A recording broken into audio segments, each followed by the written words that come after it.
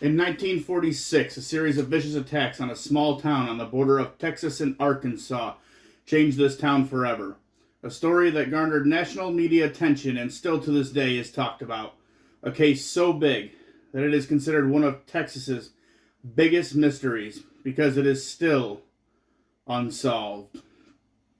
Smack the like button and the subscribe button into a car and let them know that parking the car out on Lover's Lane late at night is the perfect date.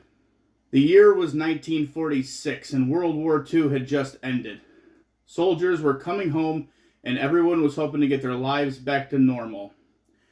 Texarkana was a small town that was on the border of Texas and Arkansas with a population of 40,000. This town was like most other towns in America at the time. It had its problems with people who broke the law, so when things happened, everyone continued on with their normal lives. But on Sunday, March 3rd, 1946, something happened to this small town that would kick off one of the most horrific cases in American history. Sammy and Linda May decided that night they would park their car out on a road known as Lover's Lane. Lover's Lanes are places couples would go park their cars to have some alone time. And Sammy was wasting no time, as he was wanting to take their relationship to the next level. However, Linda May just had a weird feeling and didn't seem like this is what she wanted. And then she heard a noise like outside of the car, and she tried to tell Sammy. But Sammy, he just accused her of using this as an excuse because he was wanting to do something with her, and she didn't want to do it. But, being the man that he is, Sammy sat up in the car and he decided to look out the window just to take a peek and try to ease Linda May from worrying about it. And as he sat up, the hood of the car was just yanked up and he saw a hand sticking out of the side holding wires that were just ripped out. The man then walked over to the driver's side window and Sammy yells to him, "You've got the wrong car. You're looking for somebody else." And he says it over and over again. And the man just looks at him. And he pulls out a baseball bat. And he just smashes in the driver's side window. And he would reach inside. And he would grab a hold of Sammy. And he would pull him through that window, slicing his body on the broken glass. And then he dropped Sammy to the ground and left him there to bleed out. Then he walked around the back of the vehicle to get to Linda May. And she was screaming in fear at this guy to leave her alone, go away. And he just ripped open the door. He got inside. He then shut the door behind him and started attacking her. The next morning, a car was driving on the main highway and saw something on the side of the road. The guy ended up swerving and he pulled over to get out. And it was Linda May. She was bloody and covered in bruises, but she was still alive. He went and he called the police to get help, and the sheriff's department and ambulances showed up. When they got there, they picked Linda May up and they took her directly to the hospital. Sheriff Ramsey called in a second ambulance because there was another body. It was Sammy's, and he was alive as well. At the hospital, the chief of the sheriffs asked to try to talk to Linda May and asked her, "Can you describe what your attacker looked like?" But she didn't really say anything, and the doctor told him she's heavily sedated, so she probably isn't going to be able to say anything right now. But the doctor told him that she was beaten and bitten on her neck, back, and breasts. The chief asked if she was raped, and the doctor said no, she was not. When Sammy and Linda May are more up to it, they explain to the sheriffs that the man who attacked them wore a pillowcase over his head with 2 holes cut out for eyes. Other than that, they had no other description of the attacker, and he left no evidence. They had no clues, no suspects, nothing to go on. But they decided they needed to let other young adults and college students to be wary that if they're out on these roads referred to as Lover's Lanes. Everything was quiet for the next 3 weeks, Most people had forgotten about the attacks that happened. This was believed to be an isolated incident until March 24th, when another attack would happen. Howard W. Turner, who had recently returned from being overseas at war, and his now girlfriend, Emma Lou Cook, decided to go out after she got done working her shift at the diner. Howard was age 29, and Emma was 17. She had recently quit school and went to work to help make money to support the family. The two of them had only been dating for 6 weeks, so things were still in that fun honeymoon phase of the relationship, and they decided to go on a back road that night and park on another one of the lovers' lanes. Sheriff Ramsey was out driving the roads patrolling because he had this gut feeling that something was going to happen on that very night. He knew it was exactly 21 days since the last attack, so he was on high alert. And it was pouring rain this night, so it was kind of hard to see. But Ramsey was able to notice some fresh, muddy tire tracks on a back road, and he decided that he should probably drive up that road and check it out. He came across a black car that was parked in a grassy field. He immediately called into the station to let them know he had came across a vehicle and he's going to go check it out, but he wanted backup to be on its way. He parked directly behind the vehicle, and he got out holding his shotgun, and he yelled, "Get out of the car! You in the car, step out of the car!" Then he slowly approached the vehicle and opened the driver's side door to find out it was empty. But a moment later, he heard multiple gunshots. So he ran back to his car to tell the station he had heard the gunshots about a mile away, and he was going to go search. He told backup to get there as soon as possible and have your lights on. And as he was walking further, he comes across the body of Howard, dead in a ditch. He has 2 bullet holes in him, and he's not moving. He then keeps walking to see if he can find the killer. Then he sees the body of Emma. She's laying face down, right up against a tree, like she was hugging it. And she had this rope that was tied around her left wrist and then around the tree to her right wrist. And when he looks at her, she too is dead, with 2 bullet wounds in her as well. But in the distance, he sees a man running. He goes chasing after the man, but the man gets in a car and drives away. This second attack sent the whole town of Texarkana into a frenzy. One attack seemed like a one and off. However, 2 attacks on young couples parked out on the back roads late at night. The first 2 people were hospitalized, however they lived. And this time, 2 people were found dead. Within 24 hours of the news breaking, every gun store in town sold out of all their guns and ammo. And by the 26th, all the locksmiths were flooded with orders for new locks, deadbolts, and safety chains. There was no motive, no rhyme, no reason to these attacks, so everyone was afraid that they might be next. This is when the story started to become national news, and the town of Texarkana was normal during the day, but everyone dreaded sundown. One of the most infamous Texas Rangers was called in.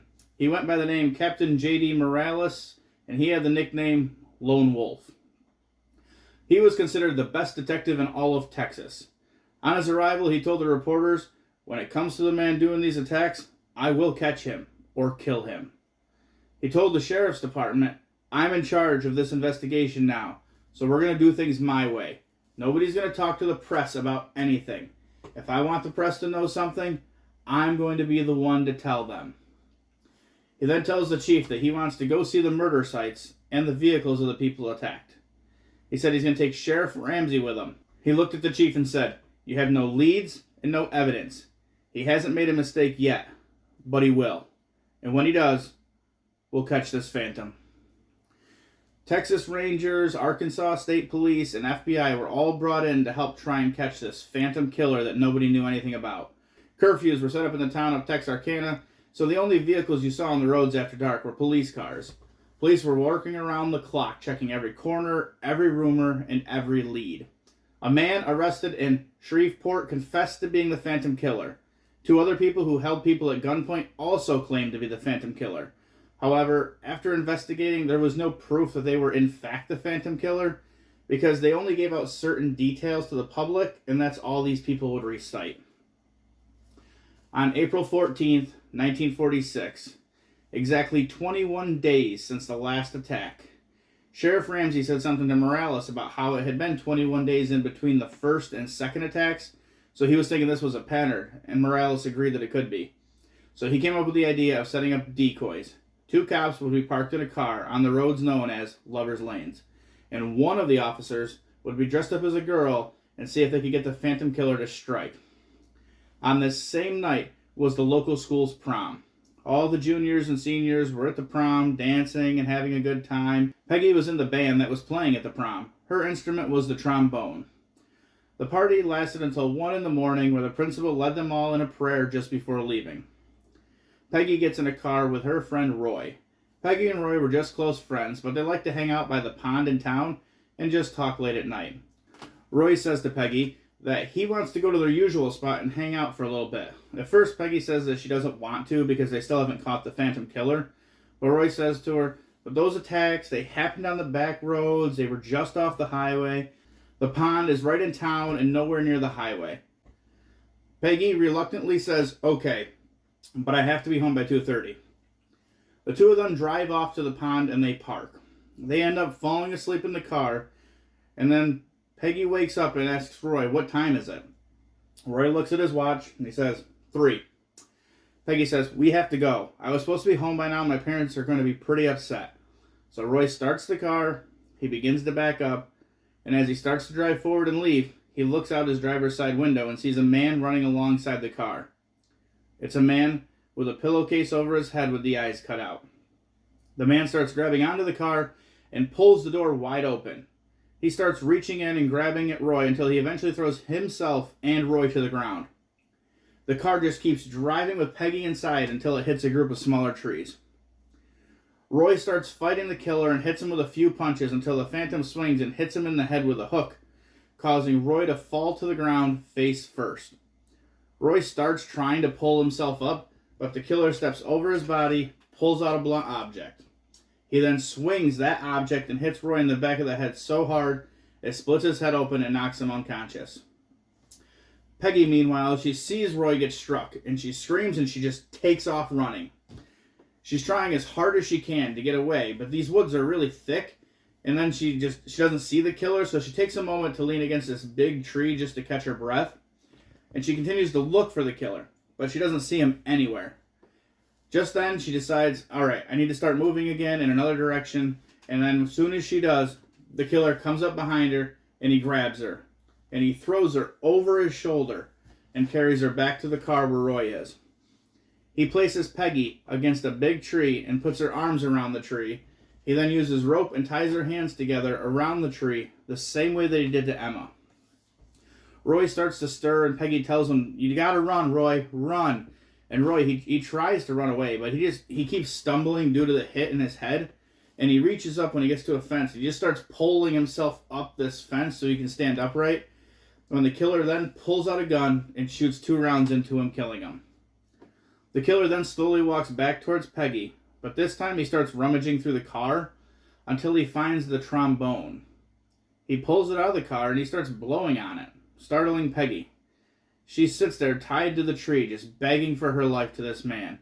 And he pulls out a knife out of his boot, and he ties it to the end of the trombone.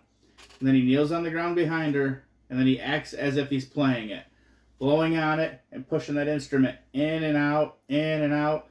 And while doing it the entire time, he's continually stabbing Peggy in the back over and over again until she dies up against the tree. The police come across the bodies of Roy and Peggy. Ranger Morales is baffled. With all the police they have working, how did nobody come around here at any point and see these 2 parked? Or the murders happen? And the chief of the sheriff says that they're all working nonstop, making their rounds, checking everything out every 20 minutes. A psychiatrist from the prison is brought in. He tells Morales that he thinks the killer is a sex maniac. Morales says if he is a sex maniac, then how come he never sexually assaults the victims? And the psychiatrist tells him, he's probably a man in his 30s to 40s, and that he'll probably never be caught. Morales tells him that he doesn't agree with his assessment, and he is going to be caught. And the psychiatrist looks at him, he goes, this man is intelligent. This is the largest manhunt that has ever happened in these parts. and you don't even have a clue who this guy is. There's no evidence, no leads, no suspects. You know nothing about this guy. He clearly knows about you guys, because every time you go to find him, you can never get to him and he's never seen. He probably gets off on the fact that you have this huge manhunt and can't even get close to him. It's like a game for him at this point. A few days later, the police get a call about a man with a gun robbing a store. So they rush over there, and as soon as they get there, the man gets in his car and he leaves. The store owner runs out and tells him he just left. He's in that green car, pointing at the car driving away. A huge pursuit engages where multiple cops are driving to the area to try and catch this guy. They eventually get a vehicle in front of him, and he has to pull over on the side of the road. They ask him what he's doing, and he blames the police, saying, "I ran because you guys were chasing after me. Do you have any clue how scary it is to have you guys there?" And Morales asks him where he's from, and he says New Orleans, and that he just got into town today. They ask his name, and he says LeDuc. Then he just starts telling them he's the Phantom Killer. He killed those 4 people. Morales doesn't believe he's telling the truth, and he's probably wanted somewhere else for something, but they're going to take him to the police station. On the way there, they get him to admit that he isn't the Phantom Killer. May 3rd, 1946. Another 21 days after the last victims of the Phantom Killer. The MO of the killer changes. He sees Floyd sitting in his house reading the paper in his favorite chair. He walks right up to the window of the house, points the gun at him, firing 2 rounds in the back of his head. Floyd's wife, Helen, comes out to see what the noise was and sees her husband fall over the ottoman with blood pouring out of his head. The killer then breaks through the window and shoots Helen in the face 2 times. She falls to the ground, but then drags herself to the kitchen, and she ends up making it to the back door and outside. The killer looks around and sees that she isn't there, but there is a trail of blood, so he starts following it. Helen crawls through the grass, with her face just still bleeding all over, and she makes it to a cornfield. And she continues to pull herself along the ground through this cornfield, and the killer just continues to stalk her, following this blood trail, till he gets to the cornfield, and in the dead of night, he loses the blood trail. Helen ends up stopping when she hears a sound so she can see the killer, and she covers her mouth so she can't breathe too loud to alert him. She watches as he looks around, and he ends up walking away from where she was. So when he does, she starts pushing and pulling her body until she gets to the end of the cornfield. And she sees a neighbor's house and starts pounding on the door to get their attention. The dog they have starts barking. The killer starts to go in that direction because he's hearing all this commotion, and the neighbor looks out and sees Helen on the ground. He quickly grabs his gun and goes outside. The killer just stands at the edge of the cornfield, watching everything as it happens. The neighbor tells his wife to call an ambulance, and the killer he gave up his pursuit of Helen that night. And Helen was taken away to the hospital, where she would survive getting shot in the face 2 times. After this attack, the town got even more in a frenzy, as they started nailing boards up over their windows, because now this crazy man was willing to come to their houses and kill them. Police were now patrolling everywhere in town and the roads just outside of town. Paranoia had really set in on Texarkana. On May 24th, 1964, another 21 days after the last attack, this day came and gone, and nothing happened. Nobody got attacked. The police had wondered if he had finally stopped. That would be good because people stopped dying, but then they never would have caught him. So a few days later, a call comes in about an abandoned vehicle on the side of the road. When Sheriff Ramsey heard the description of the vehicle, he said that it sounded like the vehicle he saw the killer leave in after the second attack. They drive over there as fast as they can to the car. When they get there, they get out and they look inside, but it's empty. They decide that they're going to search the woods over to the sand pit and then the swamp. When they get to the sand pit, they see footprints of Abu. They start to follow these footprints, moving slowly to not be seen. Then they see a man walking on a hill with a pillow sheet over his head. When Morales gets a good shot, he takes it, but he misses the killer. And the killer takes off running, and they take off following after him. And when the killer gets to a train tracks, he sees a train's coming, so he actually runs in front of the train to the other side of the tracks. Ramsey and Morales get to the tracks, and they can see that he's just past the train, so they just start firing their guns off through the open spaces under the track on the direction. And one of Morales' bullets hits the killer in the leg and he falls down. But he gets up and he starts running away. And when the train finally goes by, the two of them go over and they can see that there's blood, but they know that he's got kind of like a 10-minute lead on him, so they call in dogs to come and get a scent of the man to find him. The dogs follow the trail until they reach the swamp, and they can't go any further as they lost his scent in the swamps. But what happened next? Nobody really knows. Some people think the killer died in the swamps. Some people believe he was convicted of another crime and sent to jail. Others wonder if he was still living among them in the town and just stopped killing. Either way, the man that was known as the Phantom Killer was never caught, and to this day, it is still an unsolved case in Texas and Arkansas.